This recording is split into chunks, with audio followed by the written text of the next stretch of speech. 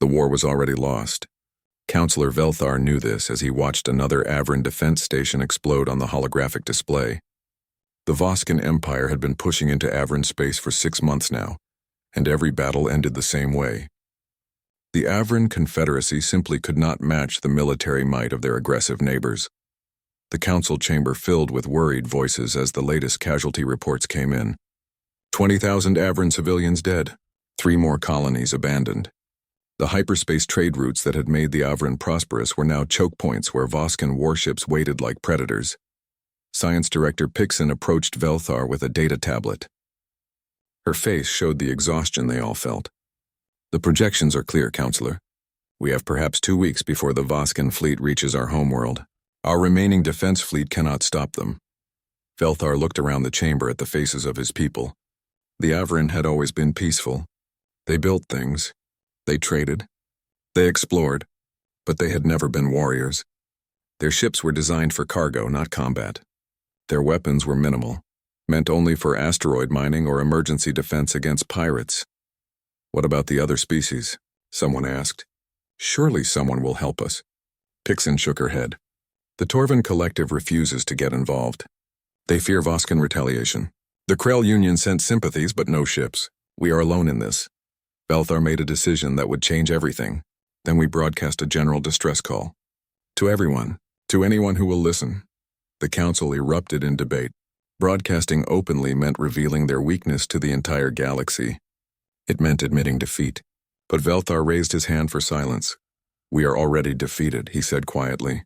The only question is whether we survive our defeat or vanish entirely. Send the call on all frequencies. Use every communication relay we have. Someone out there might care enough to respond.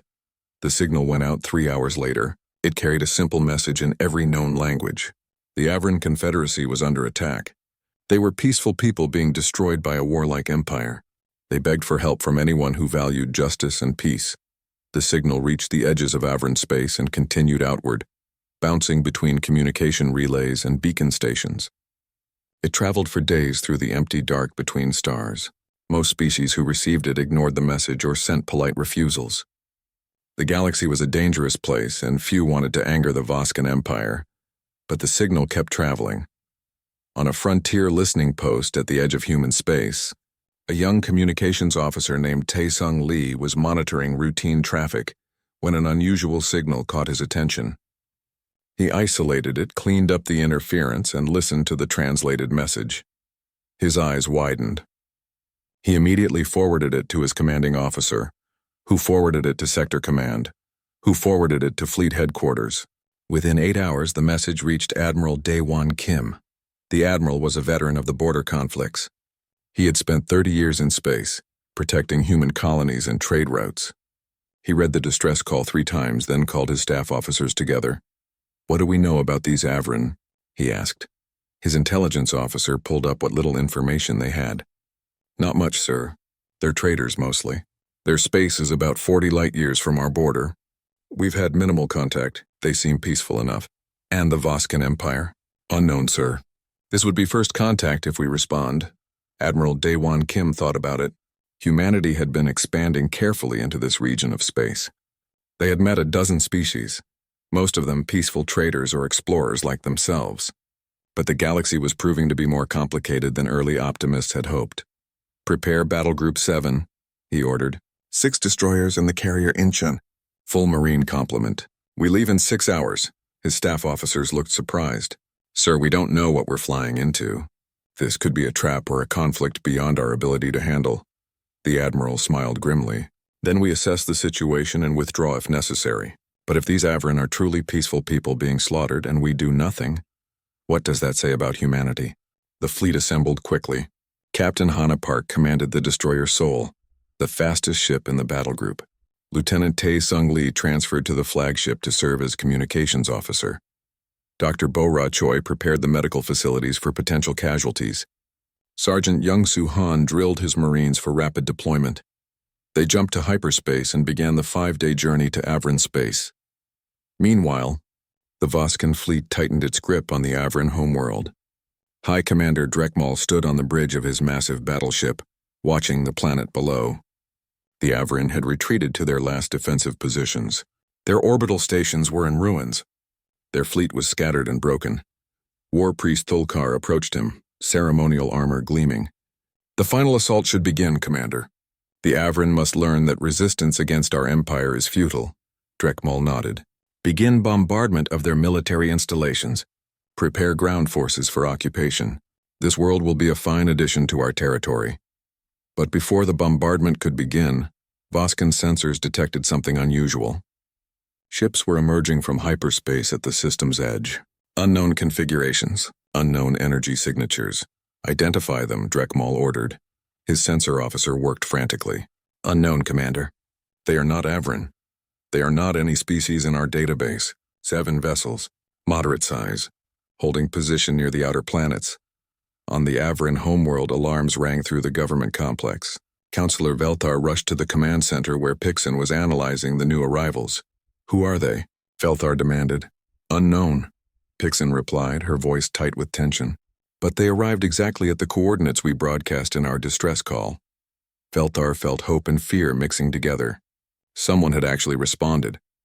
But were they here to help or to take advantage of Avrin weakness? Admiral Daewon Kim studied the tactical display showing the Voskin fleet surrounding the Avrin homeworld. His experienced eyes quickly assessed the situation. The Voskin ships were large and numerous, but their formations were rigid and predictable. "Open a channel to the Avrin government," he ordered. "Let them know we received their distress call. Humanity has arrived." Lieutenant Taesung Lee worked his console.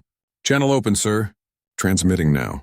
Captain Hannah Park studied the Voskin fleet on her own display. She counted 47 warships, all positioned in a classic siege formation. She smiled slightly. They had no idea what was about to happen. The Voskin fleet detected the human transmission and immediately sent their own message. It was simple and direct. "Leave this system immediately or be destroyed." Admiral Daewon Kim read the translated message and chuckled. "Well, they're certainly confident. All ships defensive formation, battle readiness alpha, but hold fire unless fired upon." In the command center on the Avrin homeworld, Velthar watched the unknown human ships arrange themselves in a strange pattern. They moved with unusual grace and precision. Their energy signatures were unlike anything in Avrin records. "Should we hope?" he whispered to Pixin. The science director watched the displays carefully. "I don't know. But whoever they are, they're not afraid of the Voskin fleet. That alone makes them unlike anyone else in the galaxy." The stage was set. The Avrin waited. The Voskins prepared for battle, and the humans assessed their enemy with the calm confidence of predators, who had evolved on a world where survival meant being tougher, faster, and more adaptable than anything else. The Voskin ultimatum hung in the silence of space. Admiral Daewon Kim read it again on his command display. The message was clear and threatening. "Leave now or face destruction." The Voskin Empire tolerated no interference in their conquests. "Sir, the Avrin government is responding to our hail," Lieutenant Taesung Lee reported. His console lit up with incoming data. "They're sending everything. Fleet positions, tactical analysis, historical data on the Voskans. They seem desperate to help us understand the situation." The Admiral nodded. "Good. Let's see what we're dealing with." In the Avrin Command Center, Counselor Velthar watched the human fleet's strange formation with growing anxiety. Science Director Pixin worked frantically to analyze the limited data their sensors could gather about these unknown ships. "Their hulls are incredibly dense," Pixin said, confusion in her voice. "The energy readings suggest massive power generation for ships of that size. And their shield harmonics are unlike anything in our database." Velthar gripped the edge of the console. "But can they fight?" "The Voskin fleet has 47 warships. These humans only brought 7. Pixin pulled up what little information the Avrin had about human origins. A research team had picked up some signals from human space years ago, but had never followed up. According to this data, they come from a planet called Earth. The environmental readings are extreme. High gravity, violent weather, dangerous native life. It's classified as a Class 12 death world. A death world? Velthar's voice cracked. What kind of species evolves on a death world and survives long enough to build starships? On the Voskin flagship, High Commander Drekmal grew impatient. The unknown ships had not responded to his ultimatum. They simply held position, their weapons offline but their shields active. It was disrespectful. It was insulting. "Fire a warning shot," he commanded. Target the nearest vessel. Destroy their forward shields. Show them we are serious. War Priest Thulkar smiled beneath his ceremonial helmet. Let them feel the wrath of the Empire. 3 Voskan cruisers opened fire. Plasma bolts and energy beams crossed the distance between the fleets in seconds. The weapons had been calibrated to overwhelm the target's forward shields and cause minor hull damage. A warning that would cripple but not destroy. The attack struck Captain Hannah Park's destroyer Soul directly. The bridge shook slightly from the impact. Hannah looked at her shield status display and raised an eyebrow. Shields at 97%. Her tactical officer reported. Minor power fluctuation. Compensating now. Hannah activated her communication link to the flagship. Admiral, the Voskans just gave us permission to engage. Request authorization to respond. Admiral Daewon Kim had watched the attack with interest. The Voskan weapons were powerful but designed for slow-moving targets with weak shields. They had no idea what human military technology could do. Captain Park, you are authorized to engage. Show them what a Deathworlder ship can do. All other vessels stand by. Hannah smiled. She had been waiting for this. Helm maximum acceleration. Bring us about for attack run alpha. Weapons, prepare kinetic batteries. Target those 3 cruisers that fired on us. Her crew moved with practiced efficiency. The destroyer Soul suddenly accelerated at a rate that made the Voskan sensors glitch. The ship was moving faster than their tracking systems expected. It pulled 6 gravities of acceleration, something that would kill most species in the galaxy. On the Avran homeworld, sensor operators watched in shock as the human destroyer moved. That's impossible, one of them whispered. No organic crew could survive that acceleration. They must be using automation. Pixon checked the data twice. No, I'm detecting life signs. They have a crew on that ship. They're enduring those forces while remaining combat effective. The destroyer Soul cut through space like a blade. Hannah watched her tactical display as the range closed. The Voskan cruisers tried to track her ship, but their turrets were too slow. They had been built to fight other ponderous warships, not something this fast and agile. Firing, her weapons officer announced. The destroyer's railguns fired solid projectiles at a significant fraction of light speed. No energy signature to track. No warning, just dense metal moving impossibly fast. The kinetic rounds punched through the first Voskan cruiser's shields like they weren't there, and tore through the hull in a straight line. The cruiser exploded. Its reactor containment failed and the ship came apart in a ball of plasma. The second and third cruisers barely had time to react before more railgun rounds found them. One lost its entire forward section. The other began venting atmosphere from a dozen hull breaches. The entire engagement lasted 8 seconds. On the Voskan flagship, High Commander Drekmol stared at his display in disbelief. 3 cruisers, gone or crippled in moments. The unknown ship had moved faster than anything he had ever seen, and fired weapons that ignored shields entirely. What are they? He demanded. What kind of species can do this? His sensor officer's voice shook. Commander, I'm detecting massive power spikes from all 7 of their vessels. They're going to combat readiness. War Priest Thulkar stepped forward, his religious fervor overriding his shock. This is a test from the gods. We must prove our strength. All ships engage the invaders. Drekmol wanted to refuse. His instincts told him this was a mistake. But pride and honor demanded action. He could not retreat from a numerically inferior force.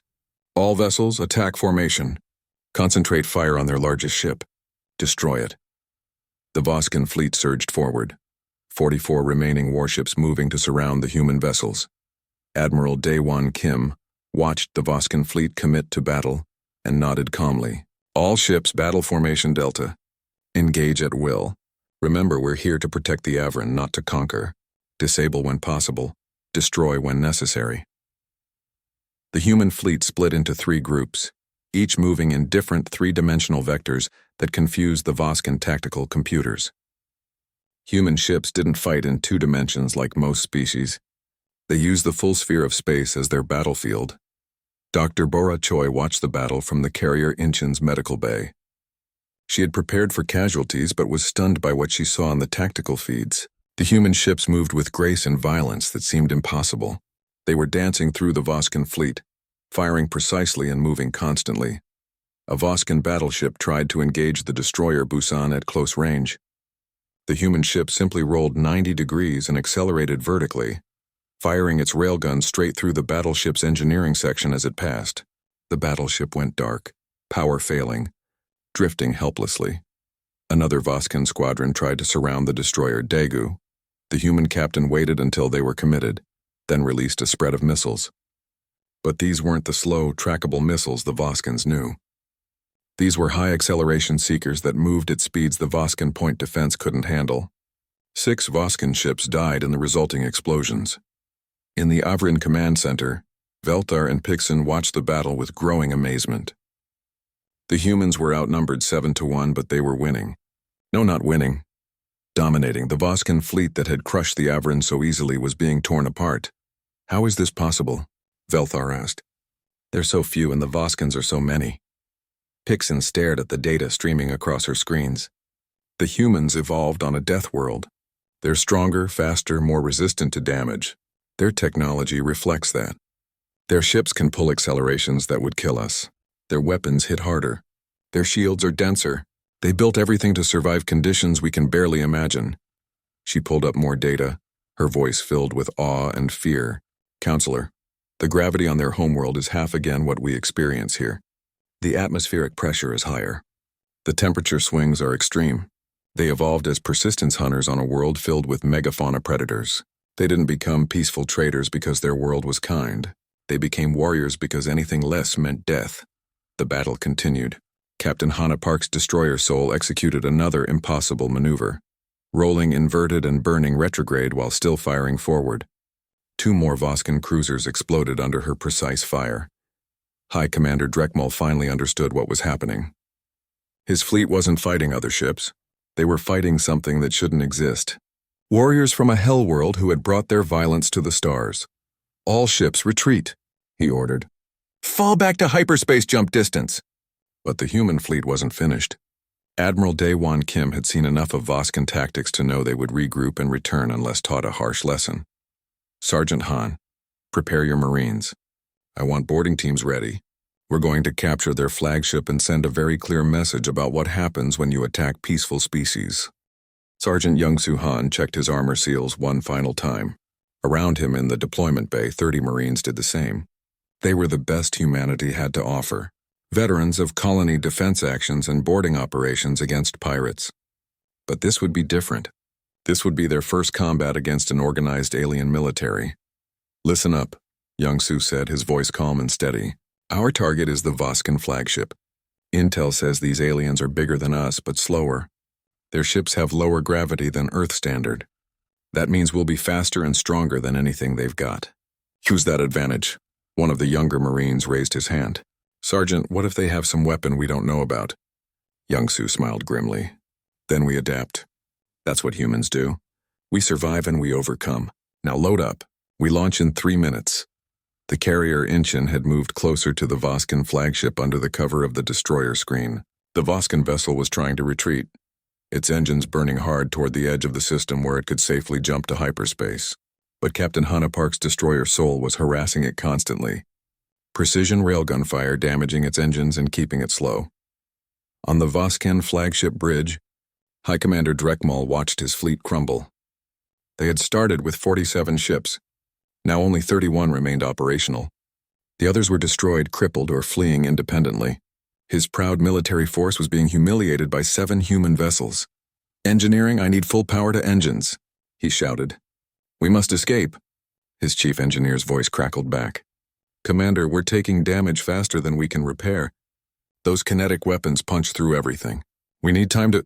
The flagship shuddered as another railgun round struck the aft section. Alarms blared across the bridge. War Priest Thulkar stood at his station, still broadcasting prayers and battle hymns to the fleet. The gods test our faith. We must stand firm against these demons. Drekmal wanted to hit him. These weren't demons. They were something worse. They were natural predators who had learned to fly between stars. And his fleet had become their prey. The boarding pods launched from the Inchan's deployment bays. They were small armored craft designed to survive point defense fire and penetrate enemy hulls. Sergeant Young-Soo Han rode in the lead pod, watching his tactical display as they closed the distance. Voskan point defense turrets tried to track the incoming pods, but they were moving too fast and too erratically. A few rounds connected, but the pod armor held. Then they were against the hull. Shaped charges detonated, blowing holes through the Voskan flagship's outer plating. The pods extended docking tubes and the Marines poured through. Young-Soo was first in. His boots hit the deck of the Voskin ship and he immediately noticed the lower gravity. He felt lighter, faster. His armor's tactical display showed enemy positions ahead. He raised his rifle and moved forward. The first Voskin soldiers appeared around a corridor junction. They were tall, maybe 7 feet, with thick armor and heavy energy weapons. They opened fire immediately. Energy bolts filled the corridor, striking Young-Soo's armor and the bulkheads around him. He didn't slow down. The armor absorbed the hits easily. He fired back, his rifle round catching the lead Voskin in the chest. The alien went down hard.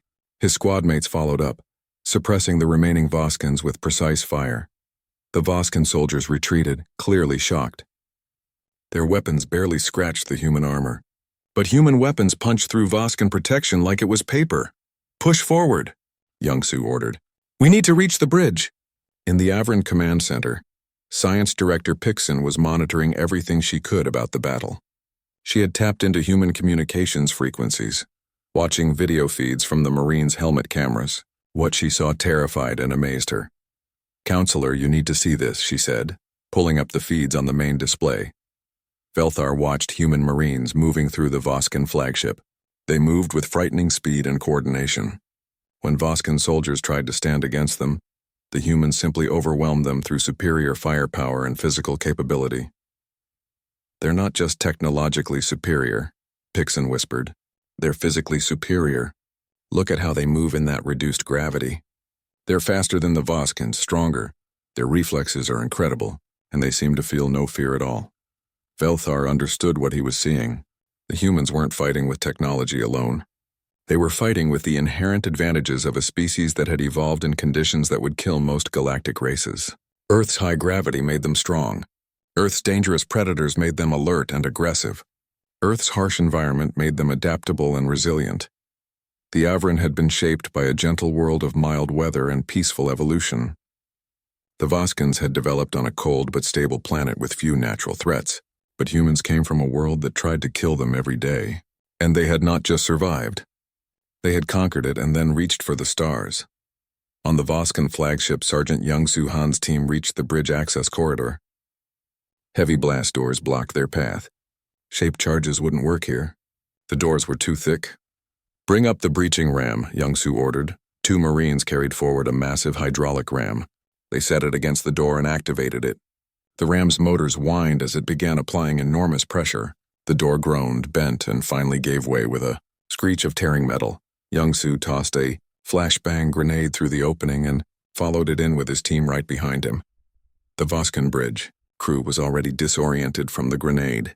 High Commander Drekmal reached for his sidearm, but a Marine stunned him with a shock round before he could draw it. War Priest Thulkar tried to fight, pulling a ceremonial blade and charging the nearest human. Young-Soo simply sidestepped the clumsy attack and struck the War Priest with his armored fist. The Voskin went down unconscious. The fight was over in seconds. "Bridge secure," Young-Soo reported over the command channel. "Enemy commander captured." Admiral Daewon Kim received the report with satisfaction. "Excellent work, Sergeant. Hold position. We're sending a security team to take custody of the prisoners."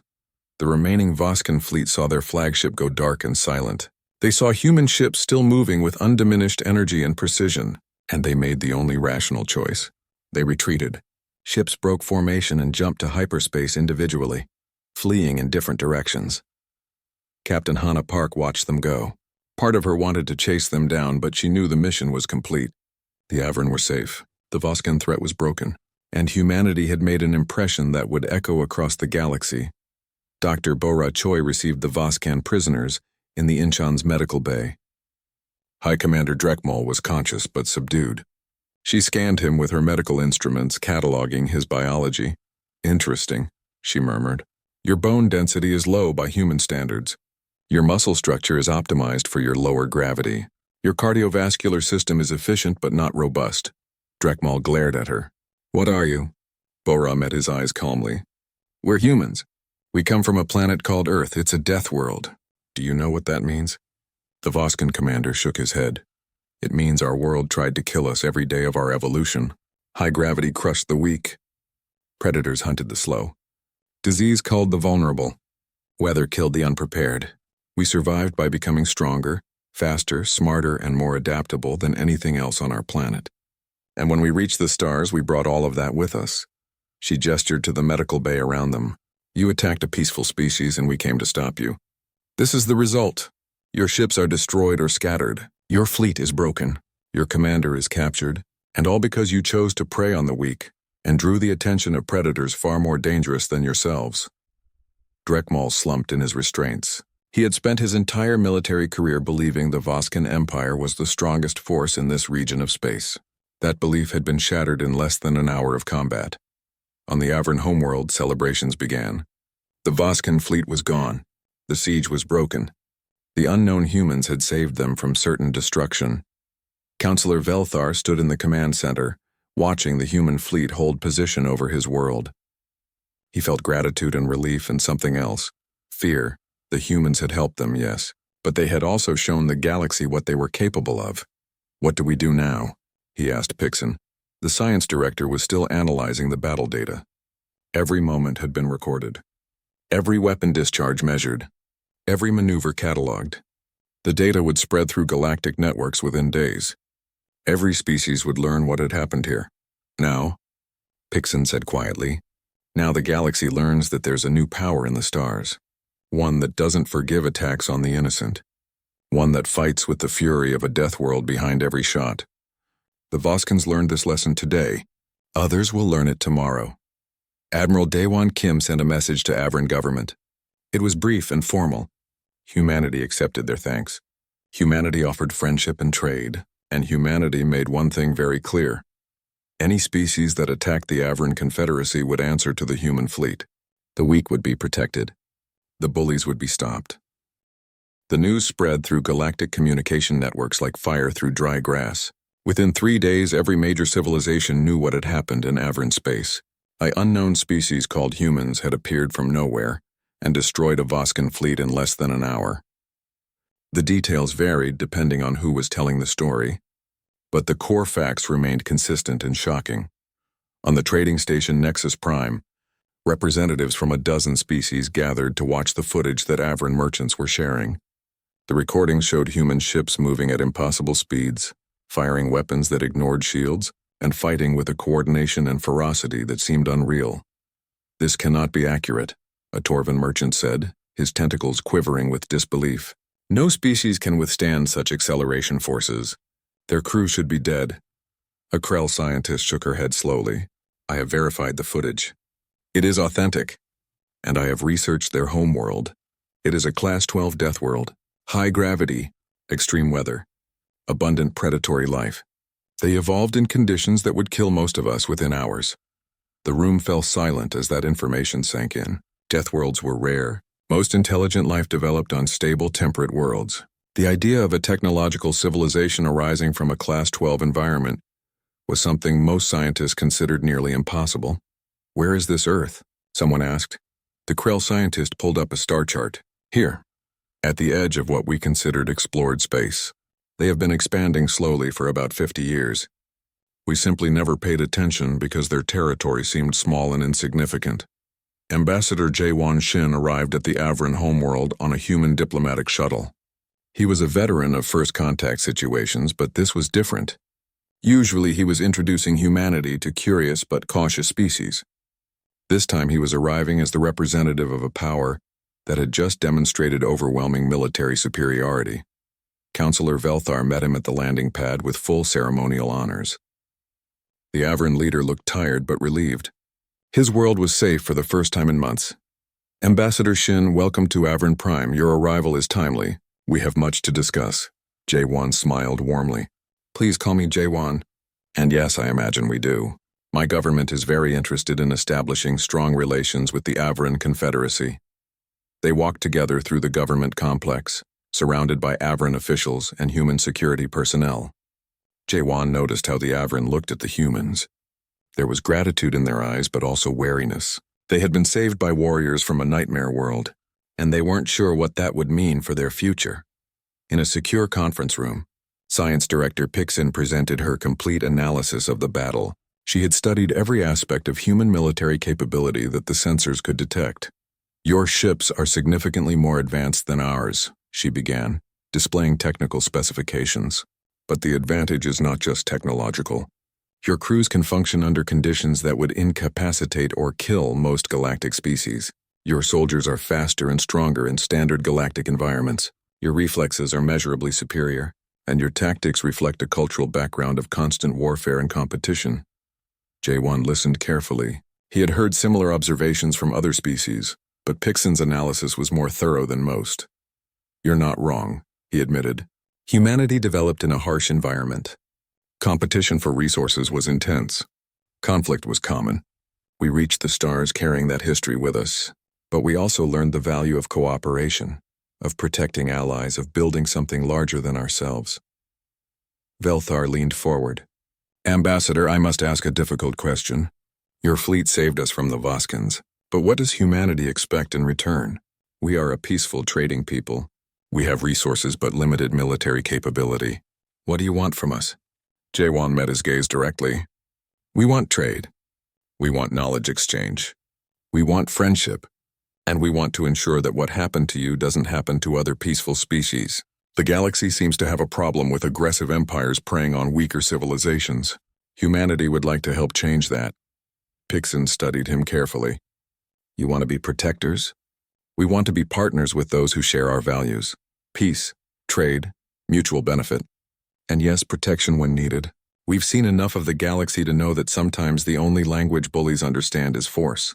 We're willing to speak that language on behalf of those who can't.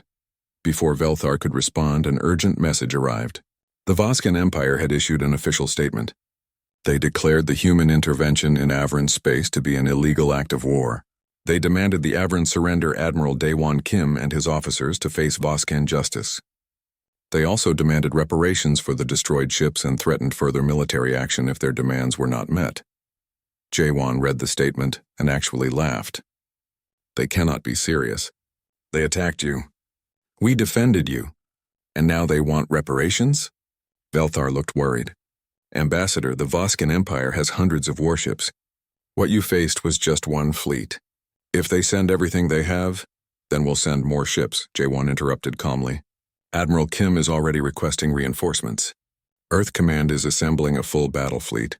If the Voskans want war, humanity will oblige them. But we'd prefer they choose wisdom instead. He activated his communication link. Admiral Kim, have you seen the Voskan demands? The Admiral's voice came through clearly, amused. I have, Ambassador. I'm composing a response now. I think they'll find our counteroffer interesting. Admiral Daewon Kim's response to the Voskan Empire was simple and direct. Humanity rejected all Voskan demands. Instead, humanity demanded that the Voskan Empire pay reparations to the Avran Confederacy for the destruction they had caused. Humanity demanded the Voskans withdraw from all Avran territory and respect Avran sovereignty going forward. And humanity offered to enforce these demands with military force if necessary. The response included detailed footage of the battle, highlighting exactly how easily human forces had defeated the Voskan fleet. It was both a diplomatic message and a demonstration of capability. When the Voskan Emperor read the human response, he called an emergency session of his military council. High Commander Drekmol was brought from human custody via subspace communication to provide testimony about what he had witnessed. Tell us truly, the Emperor demanded. Can we defeat these humans? Drekmol, stripped of his rank and imprisoned by aliens, had nothing left to lose by speaking honestly. No, my Emperor, we cannot. Their ships are faster, their weapons more powerful, their shields stronger. Their soldiers are superior to ours in every physical way, and most importantly, they fight with a cohesion and aggression I have never seen. They are natural warriors. We are not. Warpriest Thulkar, also present via communication link, objected strenuously. He speaks as a coward and a failure. The gods will grant us victory if we show sufficient faith. But other military commanders who had survived the battle supported Drekmol's assessment. The humans were not just technologically superior. They were biologically adapted for warfare in ways the Voskans could never match. The Emperor faced a difficult choice. Pride and honor demanded he reject the human ultimatum and assemble a revenge fleet. But practical wisdom suggested that path would lead to the destruction of more Voskan ships and the humiliation of the Empire. Meanwhile, news of the confrontation continued to spread. On dozens of worlds, civilizations watched and wondered. If humanity could defeat the Voskan Empire so easily, what did that mean for the rest of the galaxy? Some species saw opportunity. The Krell Union sent a diplomatic inquiry to Earth, expressing interest in trade agreements and cultural exchange. The Torvan Collective, previously neutral, suddenly became very interested in human friendship. Other species saw threat. The Zalkarian hegemony, a militaristic power on the far side of human space, began quietly increasing their military readiness. They saw the humans as potential rivals and wanted to be prepared. Dr. Bora Choi spent her time studying Avran biology and culture. She found them fascinating. They had evolved as social creatures on a mild world with few natural predators. Their entire civilization was built around cooperation and trade, rather than competition and conflict. "You're very different from us," she told Pixon during one of their meetings. "Humanity had to fight for every advantage. Your people seem to have been given advantages freely." Pixon nodded.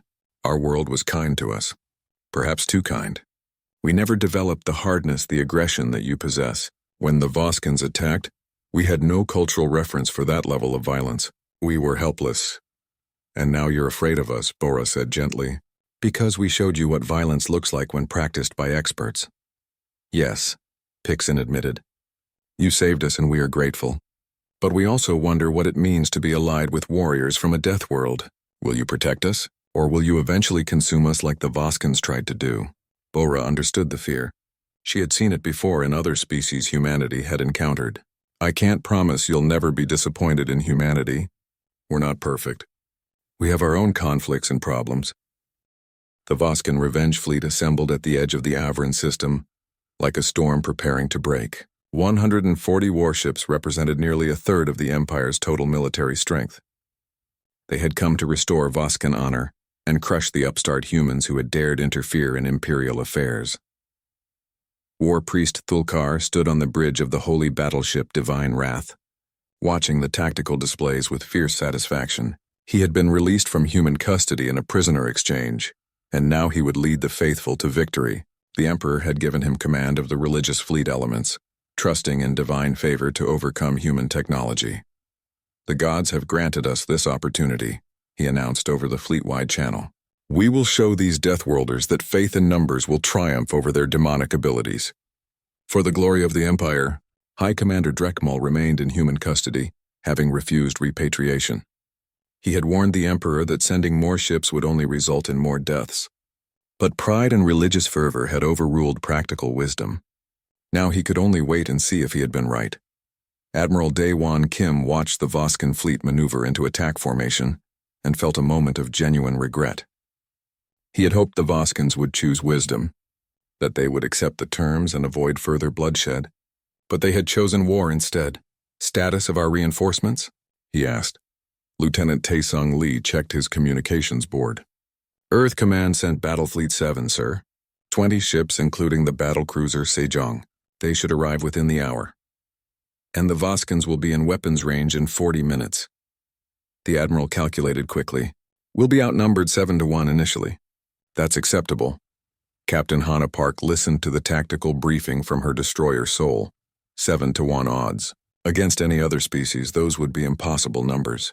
But the Voskans had already shown that numerical superiority meant nothing when facing human forces. Still, 140 ships would require perfect execution. She addressed her crew over the internal communication system. "This is going to be the biggest fight any of us have seen. The Voskans brought everything they could scrape together. They're angry and they want revenge. But remember what we showed them last time. Speed beats strength, precision beats numbers, and Deathworlders beat everyone. Let's prove it again." On the Avran homeworld, Counselor Velthar and Science Director Pixon watched the approaching Voskan fleet with growing dread. The numbers were overwhelming. Even knowing what human ships could do, it seemed impossible that 27 vessels could stand against 140. Ambassador Jaewon Shin stood with them in the command center, surprisingly calm. "Trust Admiral Kim. He's fought against worse odds than this during the colony wars.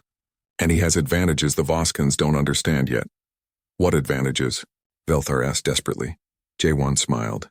"Experience, adaptability, and the willingness to do whatever is necessary to protect allies." Watch and learn what humanity does when peaceful species are threatened. The human fleet didn't wait for the Voskans to reach optimal firing range. Instead, Admiral Daewon Kim ordered an aggressive advance. The 7 original ships accelerated directly toward the Voskan formation at maximum combat speed. War Priest Thulkar laughed when he saw the human maneuver. They charged to their deaths. All ships, prepare to fire. Let them feel the full wrath of the Empire. The Voskan fleet opened fire when the human ships reached extreme range. Hundreds of weapons discharged simultaneously. Plasma bolts, energy beams, and missile spreads filled the space between the fleets. It was an overwhelming display of firepower that should have obliterated the approaching human vessels. But Captain Hana Park's destroyer, Sol, simply rolled 90 degrees and slipped between the incoming fire streams. The other human ships executed similar maneuvers, moving in 3 dimensions with precision that made the Voskan targeting computers useless. The few hits that did connect splashed against human shields and were absorbed without apparent damage. The Voskans had not improved their weapons since the last battle. They still couldn't penetrate human defensive technology. Then the human ships returned fire.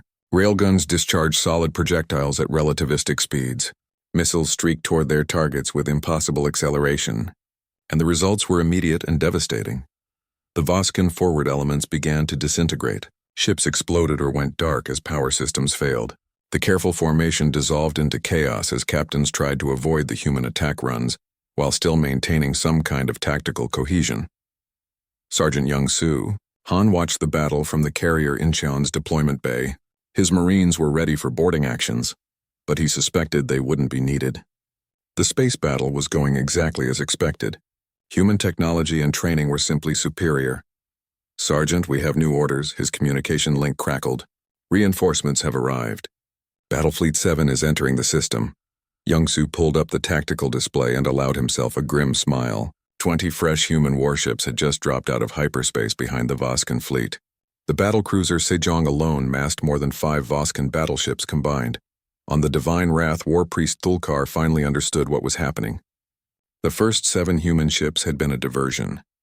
They had engaged his fleet and drawn them into a killing zone. Now fresh human forces were attacking from behind while his ships were already disorganized and taking casualties. All ships, about face, engage the new threat, he ordered desperately. But turning a fleet in combat was not a simple maneuver. Ships collided or blocked each other's firing lanes as they tried to redirect. The Voskan formation collapsed completely into individual vessels, fighting without coordination. The battlecruiser Sejong demonstrated why humanity built such massive warships. Its forward batteries fired a coordinated salvo that destroyed 4 Voskan battleships in a single volley. Its missile tubes launched dozens of high-acceleration seekers that overwhelmed the Voskan point defenses and tore through cruisers and destroyers like they were made of paper. Captain Hana Park took advantage of the confusion to lead her strike group directly into the heart of the Voskan fleet. The destroyers Seoul, Busan, and Daegu moved in a coordinated attack pattern, their railguns firing continuously at any target that presented itself. Hana's tactical display showed the battle developing exactly as Admiral Kim had planned. The Voskans were focused on survival now, not victory. Individual ships were trying to break away and reach hyperspace jump distance. But human ships were faster and more maneuverable. Very few Voskans would escape. Dr. Bo-Ra Choi monitored the casualty reports from her medical bay. So far, the human forces had taken minimal damage. A few shield failures, some minor hull breaches, no serious injuries. The Voskans, by contrast, were dying in catastrophic numbers. She felt sympathy for them despite what they had tried to do. They were warriors fighting with obsolete tactics and technology against an enemy they didn't understand. It was brave but futile. War Priest Thulkar refused to retreat. His faith demanded he fight to the death rather than accept defeat. He ordered the Divine Wrath to ram the nearest human destroyer, hoping to at least take one enemy with him. Sergeant Young-Soo Han's Marines intercepted the crippled battleship before it could execute the ramming maneuver. Boarding pods attached to the Divine Wrath's hull and cut through. The Marines stormed the bridge in less than 3 minutes. War Priest Thulkar stood waiting for them, ceremonial blade in hand. He charged the first Marine through the door, chanting prayers to his gods. Young-Soo stepped aside and struck him with a non-lethal stun round. The War Priest fell unconscious. Bridge secure, Young-Soo reported. Enemy commander captured again. The battle lasted another 20 minutes before the remaining Voskan ships finally surrendered. Of the 140 vessels that had arrived, only 37 remained operational. The rest were destroyed, disabled, or captured. Human casualties were minimal. 3 injured crew members and some shield generators needing replacement. It was a complete and total victory. Admiral Daewon Kim addressed the surviving Voskan commanders directly. His message was broadcast across all frequencies so everyone in the system could hear. This is Admiral Daewon Kim of the human fleet. You attacked the Avran Confederacy without provocation. You rejected reasonable terms and chose war. You brought the largest fleet you could assemble, and it was not enough. Now you will listen to our terms and you will accept them. He outlined the conditions. The Voskan Empire would pay substantial reparations to the Avran Confederacy. They would withdraw from all occupied Avran territory immediately. They would return all Avran prisoners and stolen property, and they would sign a non-aggression treaty that included human enforcement provisions. If you refuse these terms, we will destroy the remainder of your fleet and then visit your homeworld to deliver them personally. You have 1 hour to decide. The Voskan Emperor, watching the battle's outcome through subspace communications, had no real choice. His military was broken. His empire's honor was shattered, and the humans had demonstrated they could destroy Voskan forces at will. He accepted the terms. Ambassador Jae Won-shin spent the next week negotiating the formal treaty.